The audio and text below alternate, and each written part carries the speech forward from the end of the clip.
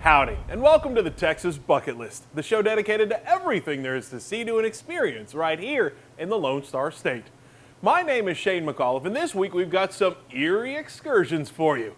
We start things off in a ghost town, something you'll find all over Texas, some with little history, others that tower in tall tales.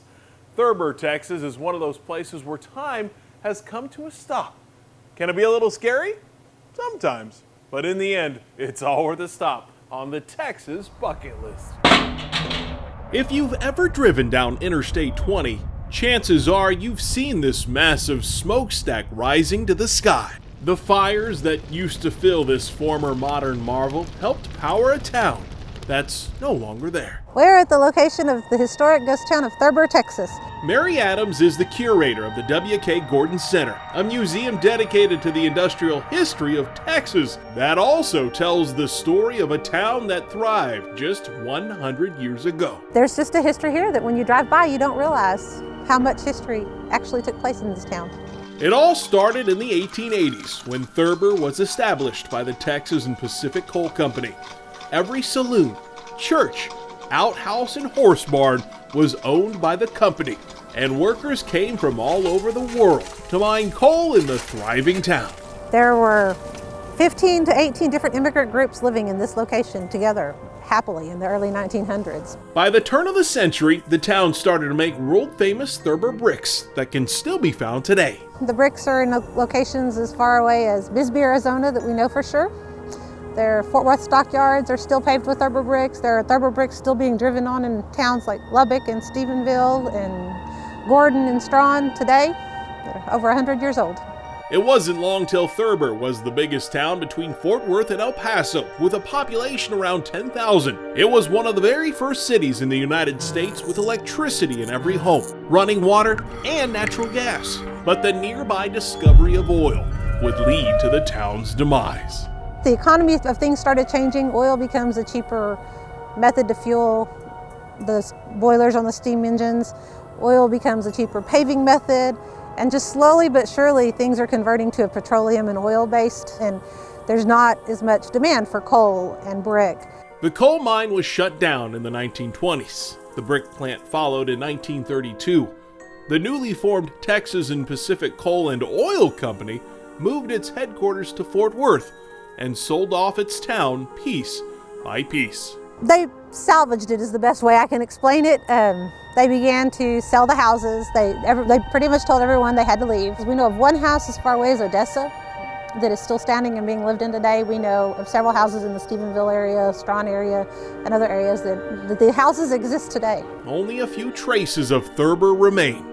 The smokestack, built in 1908, is the grandest example, but coming across the footprints of former buildings really gives you a sense of the town's size and scope.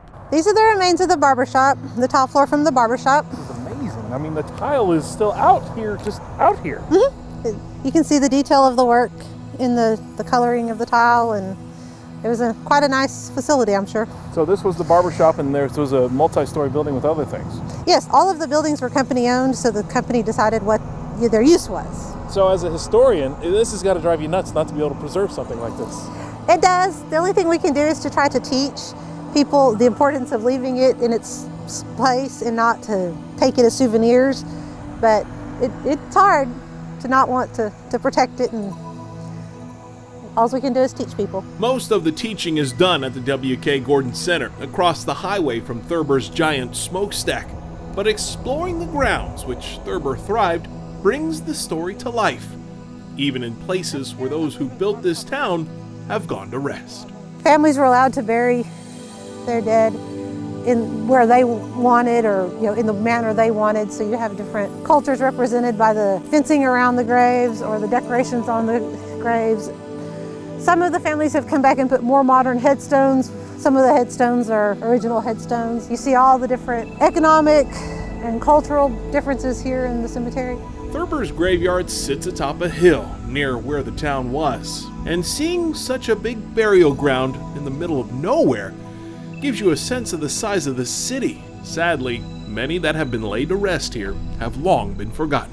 There's a monument that has a list of people we know that are buried here that are not marked, but we assume there are many more that are buried here that do not have markings. But there is one marker that helps tell their story, and the story of a town that only survived for 50 years, but played a Texas-sized role in making our state what it is today. A lot of history is lost, and it's just very interesting to me. I'm not a real historian by any means, but it's just nice to know what went on in the past and understand what people went through. So the first time you saw the smokestack, what do you think? What is that? What the heck? Hopefully it stands for a long time. It's been there for a lot of years. It's kind of, people I say, do you know where Thurber is? They go, no. And I said, do you know where the smokestack on the side of I-20 is? Yes. You don't ever know what area is made of until you can see some of the history and where it's come from, how it was built up and then its demise. Bricks from one end of Texas to the other, and coal that fired the Texas Pacific Railway as it crossed Texas going into El Paso and on to California. All came from here in Thurber.